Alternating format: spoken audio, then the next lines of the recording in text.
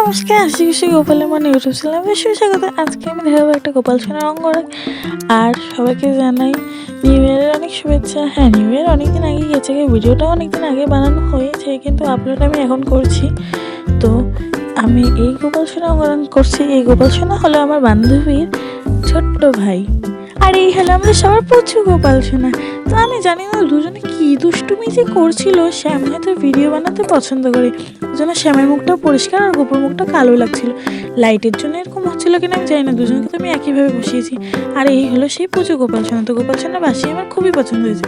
তোমরাই দেখো, ওর মুখটা কালো আর ওর মুখটা ফর্সা, আবার ওর মুখটা ফর্সা ওর মুখটা কালো, এরকম হচ্ছে। তো গোপাল সোনার মুখের অবস্থা দেখলেই গোপাল সোনার চোখটুক উঠে গিয়েছে।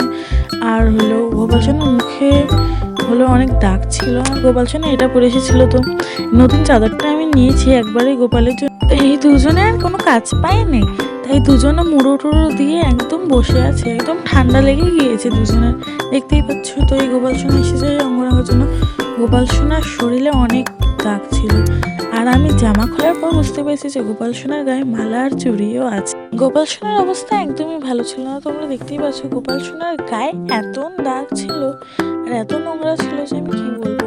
আমি জানতামই না যে ওদের বাড়িতে গোপাল আছে। আর ওর মা তো গোপাল সোনাকে যখন এনেছিল তখন আমার বান্ধবী হয়নি, তাই গোপাল সোনার বয়স অনেক বেশি। গোপাল সোনা আমাদের সবার দাদা। আর যেহেতু গোপাল সোনার মা যত্ন করতে পারে না, কারণ গোপাল সোনা বাইরে কাজ করে আর দিদি স্কুলে যায়, অনেক কাজ থাকে। আর গোপাল সোনার বাবাও ব্যস্ত, বাইরে কাজ করে। তো গোপাল সোনাকে যত্ন করার মতন ভালো করে কেউ নেই, তাই গোপাল সোনার এরকম অবস্থা হয়েছে।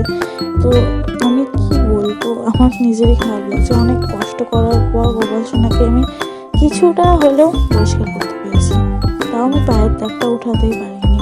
মুখেরটা খালি দাগ উঠাতে পেরেছি, পায়েরটা পারিনি। অনেক দাগ, অনেক দিন ধরে গোপাল সোনাকে স্নান করানো হয়নি দেখে গায়ে অনেক ছোপ দাগ অনেক কিছু হয়ে গেছিলো। আর জলের এত দাগ অনেক গোপালকে খুব কষ্ট লাগছিল, কিন্তু গোপালের মুখটা সুন্দর হয়েছে। গোপাল সোনার চাইটা সাজুগুজু করে যাবো, তাই আর কি।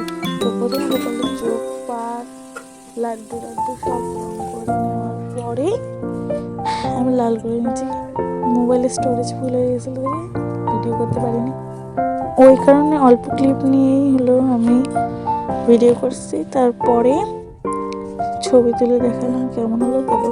আর যারা গোপালকে যত্ন করতে পারবে না, দয়া করিয়া গোপালকে মন্দিরে দেবে না, কখনো গাছতলায় রাখবে না। আর দয়া করিয়া যারা যত্ন করিতে পারিবেন না, তারা বাড়িতে আনিবেন না। বাচ্চার মতো যত্ন করা দরকার, যে যেটুকু হোক চেষ্টা করবে। আর যারা পারবে না, তারা চিত্রপটে পূজা করতে পারে।